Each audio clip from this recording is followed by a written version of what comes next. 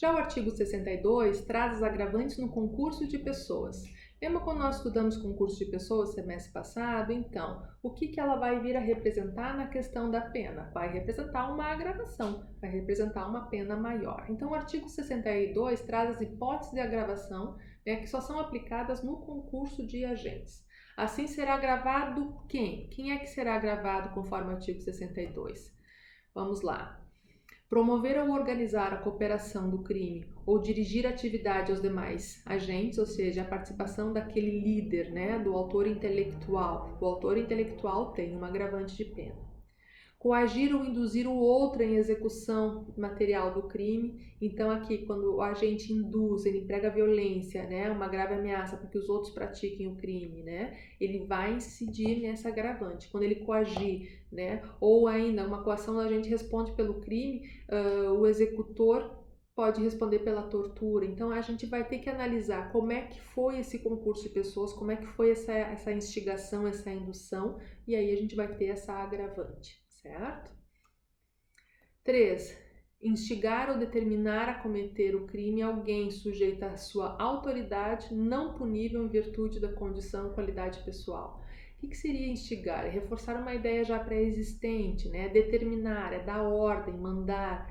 Pessoa não punível, menor de idade, um doente mental. Então, a pessoa que é o autor mediato, aqui a gente encontra a figura do autor mediato lá do concurso de pessoas, ele vai ter, além de autor do crime, ele vai ter essa agravante de pena. Executar o crime ou nele participar mediante paga promessa de recompensa. Então aqui nós temos o matador de aluguel, por exemplo, Se alguém executar o crime para receber algum dinheiro, vai ter essa agravante. No caso daquela criança do Rio Grande do Sul, como é que é o nome do menino? Bernardo, O caso Bernardo, a madrasta matou, o pai estava ciente e ela chamou uma amiga, para ajudar na execução e prometeu para essa amiga uma quantidade de dinheiro. Então a amiga vai ter essa agravante. E aí a gente fecha as agravantes previstas no artigo 61 e 62. Mas também nós vamos encontrar nessas circunstâncias legais as atenuantes. Também existem formas que vão fazer com que a pena seja atenuada, ou seja, essas todas que nós vimos vai aumentar a pena. Agora existem algumas atenuantes que vão vir a reduzir essa pena. Essas atenuantes estão previstas no artigo 55 e 56 do Código Penal, certo? O reconhecimento das atenuantes obriga o juiz a diminuir a pena, Mas tem que sempre lembrar que não pode passar do mínimo legal. E aí gera uma discussão muito grande.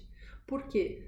Tem a regra de que não pode passar do mínimo legal e tem a regra de que a aplicação é obrigatória. E aí há uma discussão muito grande. O Luiz Flávio Gomes, inclusive, ele dá uma aula inteira falando de atenuantes, provando por A mais B que não vai dar pena zero, que é o argumento utilizado pela corrente contrária, de que não pode passar do mínimo legal. O Luiz Flávio Gomes diz que deve passar do mínimo legal, que não vai chegar a pena zero. Por que pena zero? Se ficar nas circunstâncias judiciais no mínimo e aplicar as atenuantes, não chega a pena zero segundo os cálculos dele, certo? Mas, via de regra, não pode passar do máximo e do mínimo legal. Essa é a regra, é isso que está valendo. Se a pena base é fixada, então, no mínimo legal, nada vai mudar se for considerado alguma atenuante, se nós reconhecermos essas atenuantes, certo? Em função dessa regra de não poder passar. Mas quais são as atenuantes? Que atenuantes nós temos daí no artigo 65 e 66? Primeira delas, se o agente for menor de 21 na data dos fatos ou maior de 70 na data da sentença.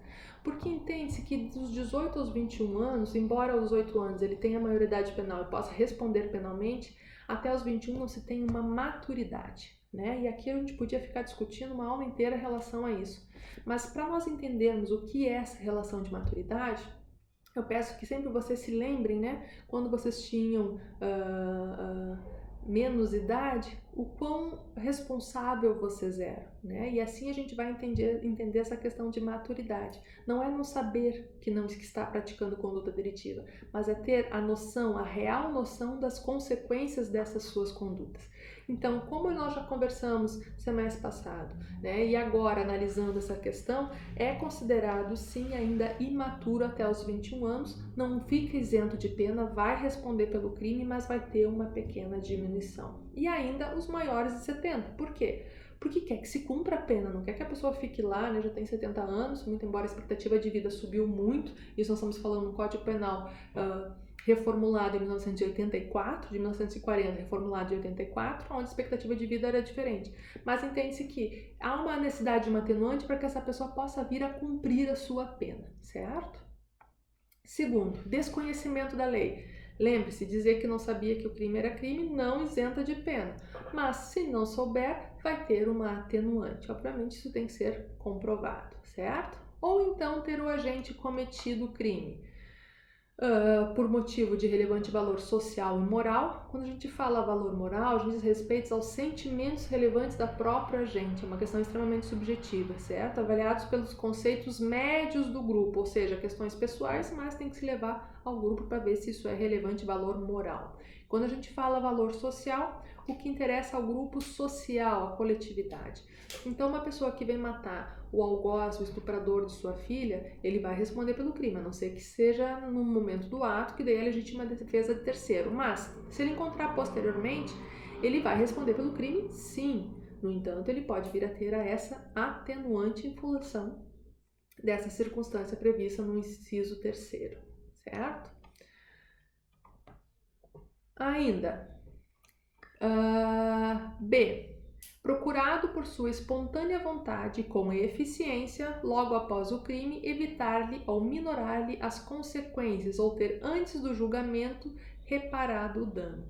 O que aqui quer dizer? Nesse momento, a gente entende que se a pessoa vier de alguma forma a reduzir o dano, ela merece essa atenuante. É um estímulo para que você reduza esse dano, né? Minorar as consequências de alguma forma vai ver essa atenuante de pena.